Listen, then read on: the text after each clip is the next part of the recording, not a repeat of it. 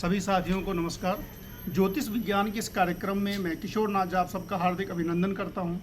और आज मैं आप लोगों को बतलाऊंगा वृश्चिक राशि के बारे में, वृश्चिक राशि के ग्रह गोचर के बारे में। वृश्चिक राशि में जो शनिदेव की अढ़ैया चल रही है उसका जो टाइम पीरियड कब तक आपको देखना है कि उस शनिदेव की अढ़ैया से शुभ परिणाम कब आपको मिलना शुरू हो जाएगा।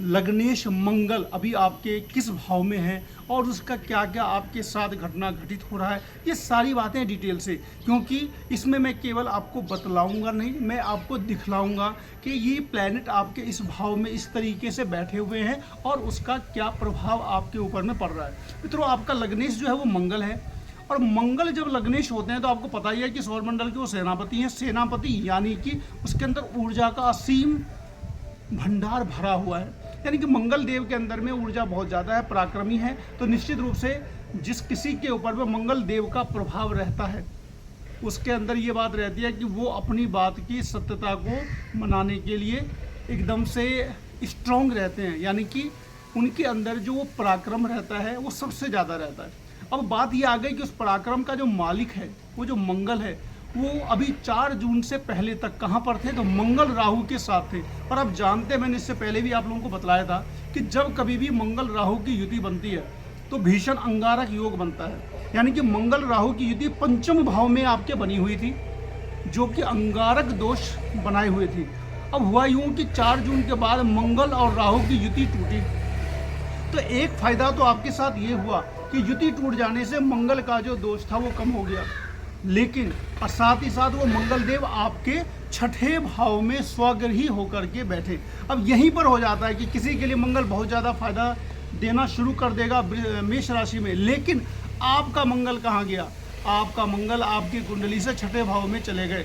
और छठे भाव में मंगल का जाना, छठे भाव से जब कभी मंगल का संबंध बनता है दृष्टि से, या तो दृष्टि पड़े या फिर उस घर में जाके बैठ जाए, ऊपर से शनि की तीसरी दृष्टि, यानी कि शनि 11 नंबर का है और शनि की तीसरी दृष्टि मंगल पे पड़ रही है, वो मंगल छठे भाव का है। तो निश्चित रूप से अंगारक दोष टूटने के बाद भी कोई फायदा बड़ा अभी तक नहीं मिला है।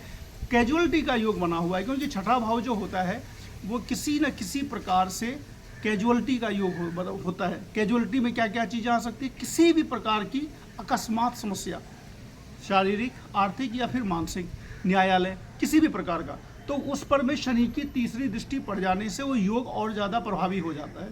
तो मंगल आपका भी कह सकते हैं कि छठे भाव का मंगल, हाँ, एक तरह आपको फायदा देगा कि छठे भाव का मंगल जो होता है वो शत्रु पे विजय प्राप्त करवाता है। और 11 नंबर का शनि चौथे भाव का जमीन से संबंधित लाभ देता है। तो इसका मतलब ये हुआ कि जिस किसी की वृश्चिक राशि है और आपकी कुंडली में भी शनि मंगल अगर अच्छी स्थिति में है, तो अगर आपका किसी भी प्रकार का भूमि का विवाद चल रहा है तो वो तो सॉल्व हो जाएगा। जीत निश्चित रूप से आपकी होगी, क्योंकि वो मंगल आपके छठे भाव में है और गोचर का मंगल जब छठे भाव में जाता है तो निश्चित रूप से शत्रु पर तो विजय प्राप्त होती है। और शनि देव अभी आपकी कुंडली में पंच महापुरुष योग बनाए हुए हैं। पंच महापुरुष योग कैसे बनाए हुए हैं? तो लग्न से चौथे भाव में स्वगृही शनि बैठे हुए हैं। अब वो शनि अभी आपके जो होंगे अभी कुछ दिनों के लिए वक्री होने के लिए जा रहे हैं, वो वक्री हो जाएंगे लगभग अगले महीने से, और 29 जून के आसपास में डेट आ रही है, तब से लेकर के नवंबर तक। उसके लिए भी एक अलग से वीडियो बनाएंगे कि वक्री शनि का स्पेशल इफेक्ट क्या क्या आएगा आप लोगों की कुंडली में।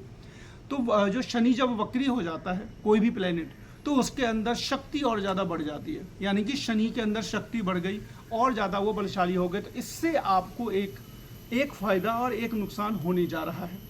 चौथे भाव में शनि है तो चौथे भाव का जो चीज़ें आती हैं उसमें तो आपको बहुत ज़्यादा फायदा देने वाले हैं। भूमि में, भवन में, वाहन में, ऐशो आराम में, किसी भी प्रकार की सुख सुविधा का सामान लेने में, किसी भी प्रकार की जो आप इच्छा कर रहे हैं। लेकिन एक कुंडली में ऐसा योग बन रहा है, उसकी मैं डेट भी बतलाऊंगा कब तक है। शनि मंगल राहु, शनि मंगल और राहु तीनों मिलकर के लग्न पर में दृष्टि दे रहे हैं। राहु अभी आपके पंचम भाव में मीन राशि में है, तो राहु की दृष्टि पड़ गई। मंगल छठे भाव में मेष राशि में है, तो मंगल की हालांकि लग्न पर लग्नेश की दृष्टि हुई, अच्छी बात है। साथ ही साथ शनि देव की 10वीं दृष्टि हुई और इसके साथ साथ बृहस्पति की भी दृष्टि है।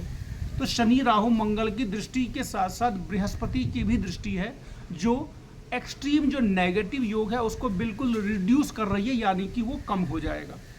तो शनि मंगल राहु की एक साथ दृष्टि पड़ने से, भले ही बृहस्पति की दृष्टि पड़ रही है, कहीं ना कहीं लग्न कमजोर हो रहा है। लेकिन इस लग्न में और ज़्यादा शक्ति कब आएगी? जब मंगल देव चले जाएंगे सप्तम भाव में।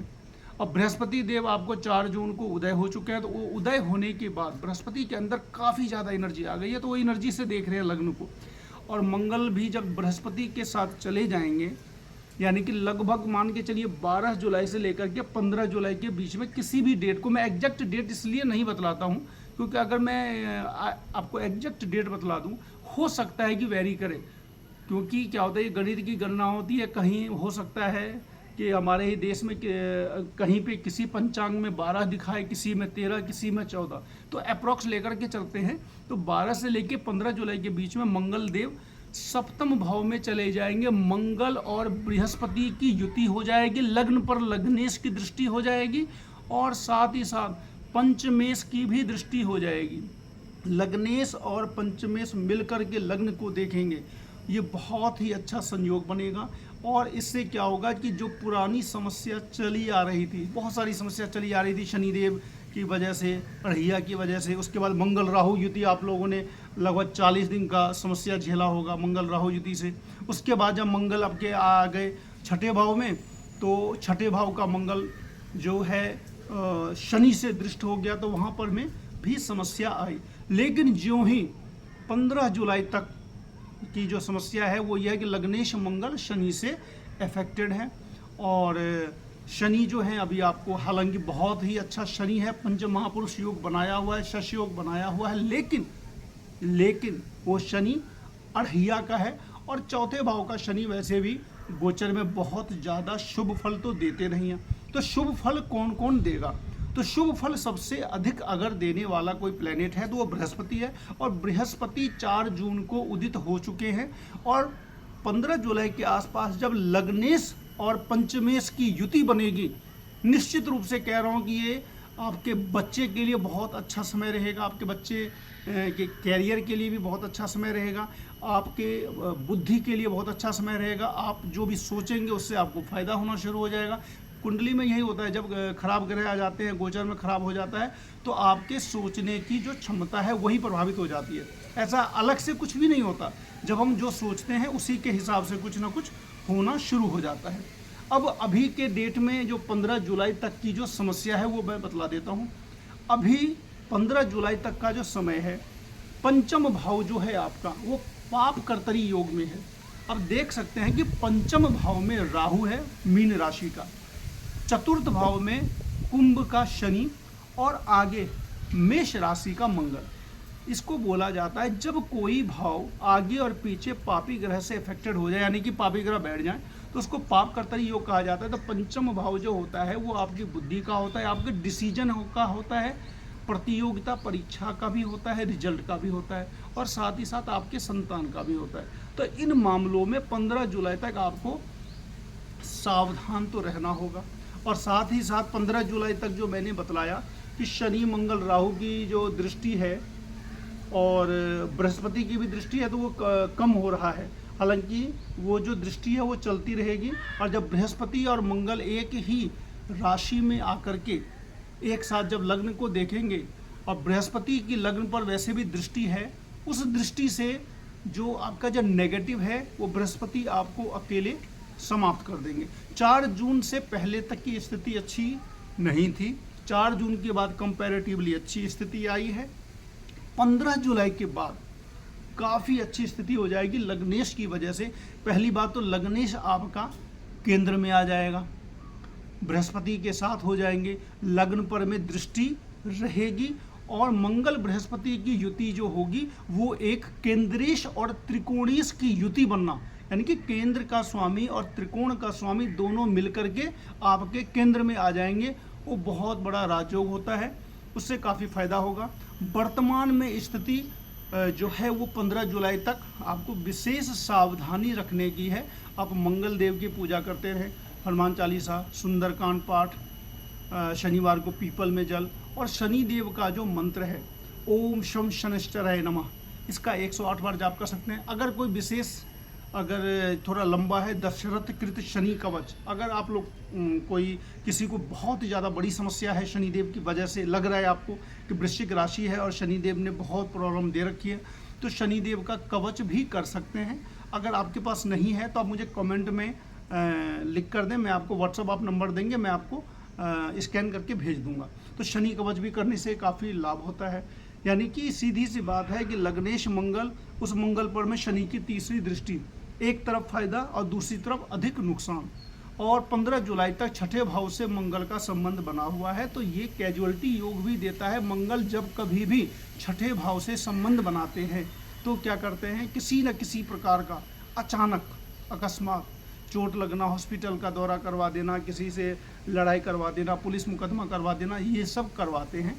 तो इससे बस ज्योतिष का यही एक नियम है कि डराना नहीं है, किसी भी प्रकार का बहुत प्रलोभन भी नहीं देना है, किसी भी प्रकार का सब्ज बाग नहीं दिखाना है। केवल क्या होता है कि थोड़ा सा अगर आपने अपना रास्ता देख लिया, आपको बहुत कुछ समझ में आ जाता है, थोड़ी बहुत रिमेडी कर ली और उस रिमेडी से निश्चित रूप से लाभ तो जरूर होता है। और एक चीज़ और बतला देते हैं कि जो भी वृश्चिक राशि वाले हैं, सूर्य देव उनके रिजल्ट के मालिक हैं, तो सूर्य देव को आप अर्घ हमेशा लाइफ टाइम जरूर देते रहें, क्योंकि सूर्य देव को अर्घ देने से आपको जीवन में जो भी आप कर्म करते हैं उसका जो रिजल्ट अगर आपको चाहिए, उसके लिए आपको सूर्य देव को प्रसन्न करना ही होगा। तो इस तरीके से वृश्चिक राशि के बारे में मैंने जो बतलाया, अभी मैं चूँकि आपको जो चार्ट बना के जो दिखलाता हूँ वो नहीं दिखला पा रहा हूँ, तो कुछ दिनों के बाद वो भी डिटेल में बतलाया जाएगा। और अभी वृश्चिक राशि वालों के लिए जो कंक्लूजन है वो यही है कि आपको हनुमान जी की और शनिदेव की और सूर्य भगवान की, तीनों की आराधना करते रहनी है। 15 जुलाई के बाद जब मंगल सप्तम भाव में आ जाएंगे तो आपके बच्चे के लिए और आपके लिए, आपके फाइनेंस के लिए काफ़ी अच्छी स्थिति हो जाएगी। और अभी भी बृहस्पति की दृष्टि आपके लग्न पर है, एकादश भाव पर है और पराक्रम पर है, यानी कि धन धीरे धीरे करके 4 जून के बाद से निश्चित रूप से धन की गति आपकी बढ़ चुकी होगी या फिर बढ़ जाएगी। अगर नहीं भी बढ़ी है तो थोड़ा वो जो मैंने अभी उपाय बतलाया है शनिदेव का या फिर मंगल देव का, ये आप करते रहें, निश्चित रूप से लाभ होगा। मित्रों, शेयर, लाइक, सब्सक्राइब जरूर करें। मिलते हैं नेक्स्ट वीडियो में, तब तक के लिए नमस्कार।